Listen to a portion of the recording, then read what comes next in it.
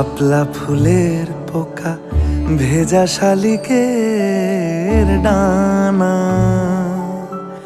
ঘাস জমি থমথমে ধূসর শামিয়ানা।